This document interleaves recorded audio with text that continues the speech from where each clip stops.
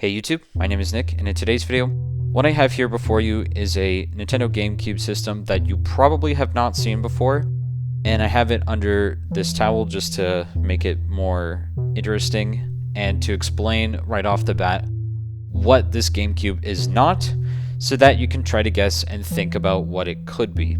So I'll tell you right off the bat, this GameCube is not one of the development GameCubes, so therefore it is not a TDEV GameCube, it's not the NPDP reader, nor is it the NR reader system, so it is none of those three.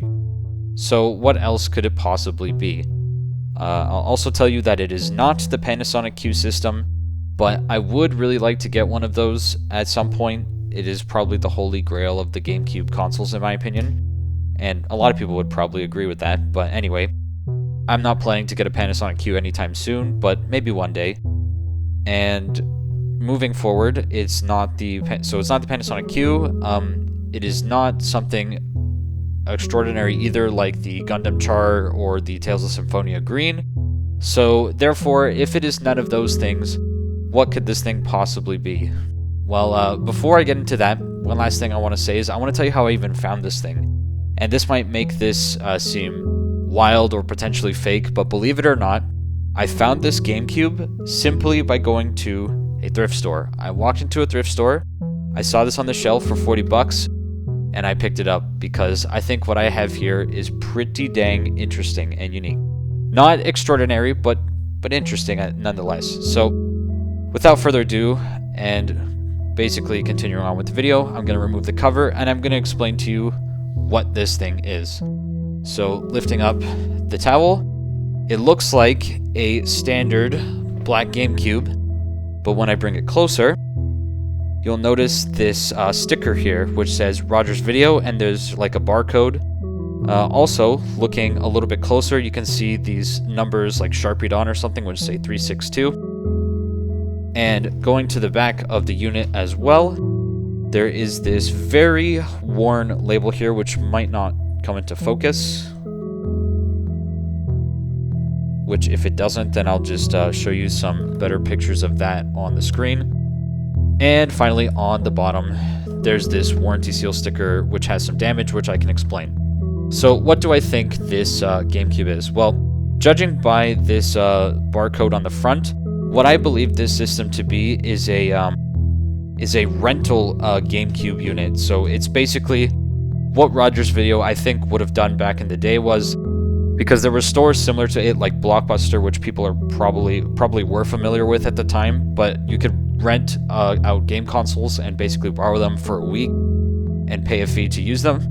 So what I suspect is that Rogers Video has done the same thing here, and that barcode on the front is an indicator of how they would check the system out. So they would basically scan that barcode to basically tell the system, okay, this system was borrowed here on this date by this person, and they have to return it by this date after this time, etc., etc. And if they don't, then they pay such and such fees, right, for overtime or whatever. So that's what I think this GameCube system was. Now, getting onto the bottom again, let me explain the damage to this warranty seal, because I actually caused this damage myself. This GameCube system was at one point the only GameCube I had that had an SP2 port on it. So basically, what I wanted to do was I wanted to put my SD to SP adapter here, but then I also wanted to attach my Game Boy player. So basically, I just stuffed it onto the back of this, and it kind of broke this sticker, this warranty seal a little bit. And you can peel it up, but it's kind of damaged already, which is whatever. I tried to stick it back nicely, but it didn't go back. And I guess that was just because they didn't want the consumer tampering with it. But anyway, that's basically the story of how I found it, what this thing is, and what I believe it to be anyway. And so basically I'm gonna plug it in for you, power it up, and show you why I think this is also true. So as you can see, I've got my Rogers Video rental GameCube hooked up to my projector here for my little impromptu setup, just to show you that this console works, and to show what it looks like when it is powered up. So when I go over here and press the power button, you can see that the system starts like normal. There's no audio because I didn't hook it up. But as you can see, it boots to basically just the standard retail BIOS when you put no disk in it.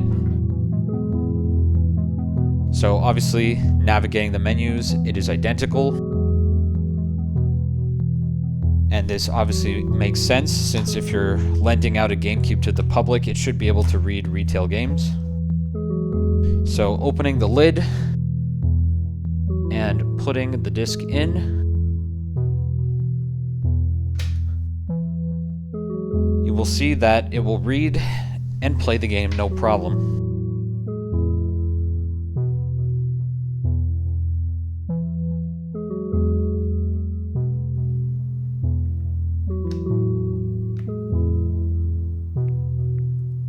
And there goes Falco.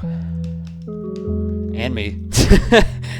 But yeah, you get the point. So basically, that's the end of this video. Thank you for watching. Until next time.